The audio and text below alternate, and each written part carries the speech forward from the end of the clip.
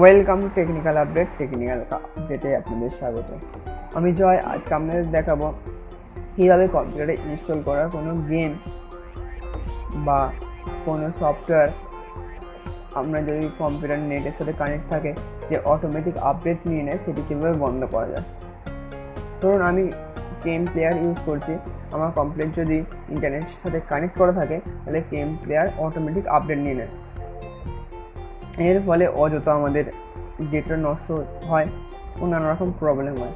আজকের টিপসের মাধ্যমে এইসব সফটওয়্যারগুলিকে কীভাবে অটোমেটিক আপডেট বন্ধ করা যায় সেটি দেখাবো। চলুন শুরু করি।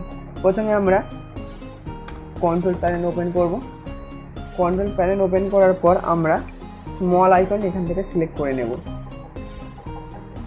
আমরা স্মল আইকন সিলেক্ট করে নিলাম, নিয়ে এখানে উইন্ডোজ ফায়ারওয়ালে ক্লিক করব। ক্লিক করার পর এবার আমরা অ্যাডভান্স সেটিংয়ে যাব। সেটিংয়ে গিয়ে দেখুন এখানে একটা নতুন উইন্ডোজ এসছে, এদিকে আমরা ক্লিক করব এবং ইনবাউন্ড রুলে ক্লিক করব। ক্লিক করার পর আমরা এখান থেকে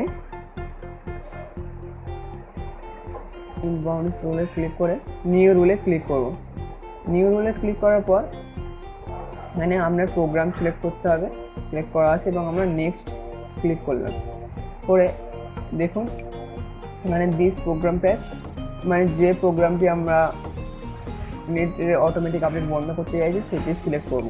তাহলে আমরা ব্রাউজ যাব, ব্রাউজার ক্লিক করে ধরুন আমি গেম প্লেয়ার, আমি অটোমেটিক আপডেট বন্ধ করব গেম প্লেয়ারে। তাহলে এখান থেকে আমাদের গেম প্লেয়ার সিলেক্ট করে নিতে হবে। দ্য গেম প্লেয়ার সিলেক্ট করে এই গেম প্লেয়ারের যে ইএক্সি ফাইলটা আছে সেটি সিলেক্ট করবো বা ওপেন করবো এখান থেকে, করে নিয়ে নেক্সট। এবার আমরা ব্লক দ্য কানেকশানে ক্লিক করে নেক্সট করব। এবার আমরা নেক্সট করে নেম দেব। নেম দেওয়া হবে ধরুন গেম দিলাম, এবার ফিনিশ। আবার ঠিক সেমভাবে আবার অ্যাডভান্সের সেটিংয়ে যাব। সেটিংয়ে গিয়ে এবার আউটবাউন্ড রুলসে ক্লিক করব, আবার নিউ রুলসে ক্লিক করব। ক্লিক করার পর প্রোগ্রাম সিলেক্ট করা থাকবে এবং নেক্সট আবার প্রোগ্রামটি সিলেক্ট করে নিতে হবে। ব্রাউজ গিয়ে গেম প্লেয়ার ওপেন করলাম, next block the connection, next. এবার আবার একটা নাম দিয়ে দেবো গেম, ফিনিশ।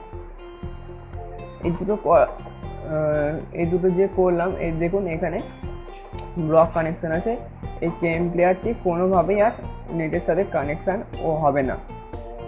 দেখুন এখানে দেখতে পেয়ে যাবেন।